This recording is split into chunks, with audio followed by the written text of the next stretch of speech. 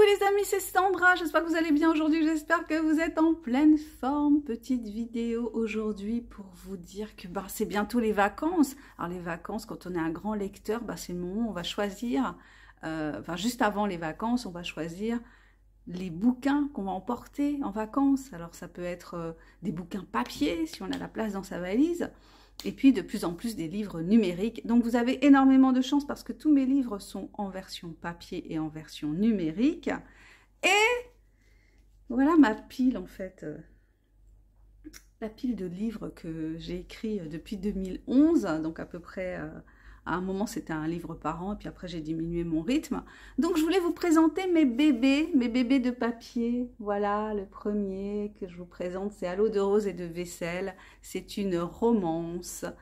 C'est une romance que j'ai écrite parce que j'avais envie de lire une romance de ce type-là, et je me suis dit que le meilleur moyen, c'était de l'écrire moi-même. Donc, À l'eau de rose et de vaisselle, une comédie romantique que vous apprécierez, je n'en doute pas. Le dernier en date s'appelle La Melly Touch. La Melly Touch, c'est l'histoire de Mel, une jeune fille qui rêve de devenir une youtubeuse à succès, une youtubeuse beauté noire à succès. Et elle a 16 ans et elle a la tête pleine de rêves. Et surtout, elle s'identifie à une star qui ressemble un petit peu à Beyoncé. Donc, je ne sais pas si vous vous souvenez, mais à un moment, on parlait beaucoup des petites phrases de Beyoncé. Beyoncé qui se présentait un petit peu comme une espèce de sage, de grande sage, pour aider les femmes à évoluer, à grandir. Et donc, du coup, dans mon roman, j'ai mis une star qui est un petit peu comme Beyoncé et qui inspire mon héroïne, Mel, et ça donne lieu à des situations assez amusantes, assez cocasses. En tout cas, j'ai essayé de faire de l'humour dans ce livre et je pense que ça fonctionne pas mal.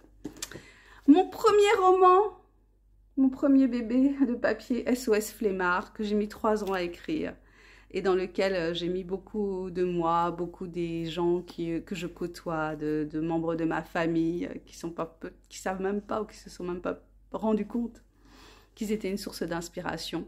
Donc SOS Flemmard qui raconte l'histoire de Joseph et Martial, 2 Antillais, l'un est guadeloupéen et l'un est martiniquais.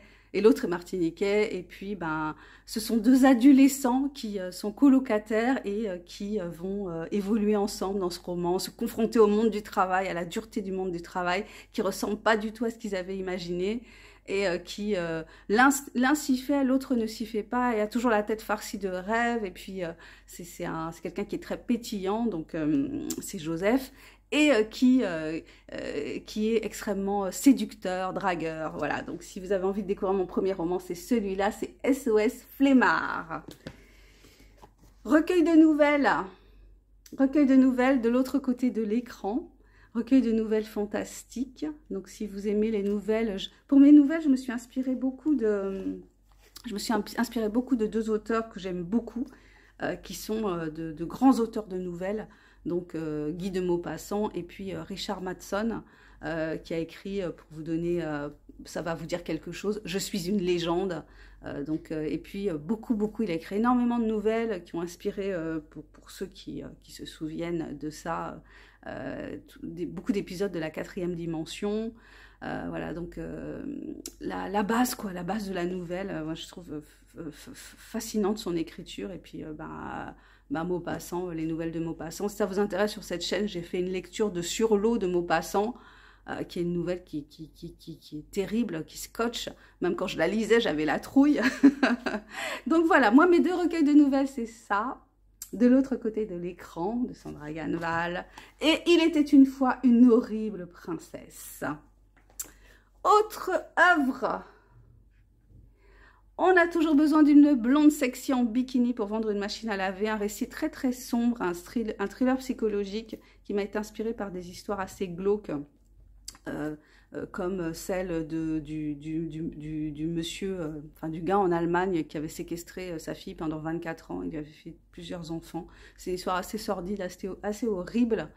Voilà, donc Et puis j'avais lu un fait divers sur la prostitution africaine, enfin des espèces de mamas africaines qui se présentaient comme des tantines et qui allaient chercher les enfants dans certains pays, les ramener en France et puis les prostituer. Donc c'est ça qui m'a inspiré ce roman, qui parle aussi de création littéraire, d'imposture littéraire. Voilà, si vous avez envie de lire un thriller psychologique d'un genre un peu inhabituel, de découvrir mon univers sombre, eh ben, je vous invite à découvrir celui-là. On a toujours besoin d'une blonde sexy en bikini pour vendre une machine à laver. Ma série de science-fiction inspirée de Star Trek, oui, c'est de la fanfiction, ça s'appelle La téléportation est un sport de combat, où on suit une héroïne qui s'appelle Inès qui pète un câble et qui dit ses 4 vérités à sa patronne, et puis qui est normalement au bord de la dépression, enfin normalement, qui est au bord de la dépression, et puis bah, elle craque, et puis elle va se promener dans un parc, le parc des Buttes-Chaumont. Et là, elle rencontre un type très très bizarre qui lui offre un bracelet, et grâce à ce bracelet, elle peut se téléporter, et elle se retrouve sur une autre planète. Au bout d'un moment, elle va se retrouver sur une autre planète, et c'est là que tout commence. Elle va rencontrer d'autres femmes, parce que c'est principalement des femmes qui ont été attirées sur la planète. Bon, je vous en dis pas plus. En tout cas, c'est plein de rebondissements, c'est plein d'humour, c'est plein de bonne humeur. Et puis, je pense que ça vous surprendra. En tout cas, j'avais plein de commentaires super enthousiastes sur La téléportation est un sport de combat. Donc, il y a 3 tomes. Là, je vous présente le 1. Là, je vous présente le 2. Et le 3, je n'ai pas trouvé d'exemplaire chez moi, là, actuellement. Donc, je ne vous le présente pas, désolé.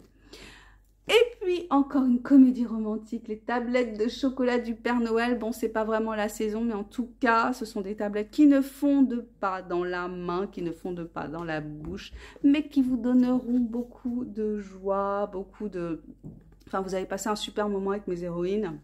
Donc, 3 nanas un peu fofolles, un peu, enfin assez délurée, à la recherche du grand amour, dont une est censée l'avoir trouvé, puis les 2 autres, elles sont en train de le chercher, et puis bon, ça donne lieu à des histoires de filles, quoi, des histoires de filles comme on les aime, avec des relations, comment dire, enfin, elles font pas des soirées pyjama, mais vous voyez un peu le genre, enfin c'est très joyeux, en tout cas, j'ai voulu écrire un roman très joyeux.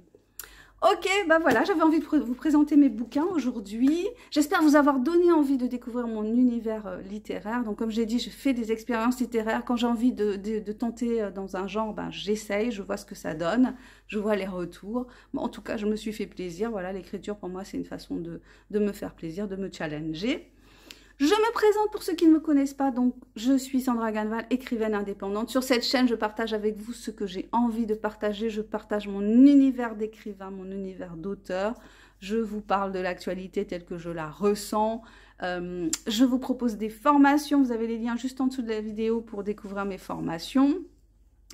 Je démarre également une nouvelle carrière actuellement, donc je travaille avec des personnes qui souffrent de troubles du comportement alimentaire ou bien qui veulent prendre ou perdre du poids ou qui souffrent d'obésité. Si ça vous dit, contactez-moi puisque je suis en formation actuellement, je recherche des cobayes et comment dire, pour l'instant, je ne me fais pas rémunérer puisque je suis en formation, donc je commencerai vraiment à travailler à partir du mois de septembre.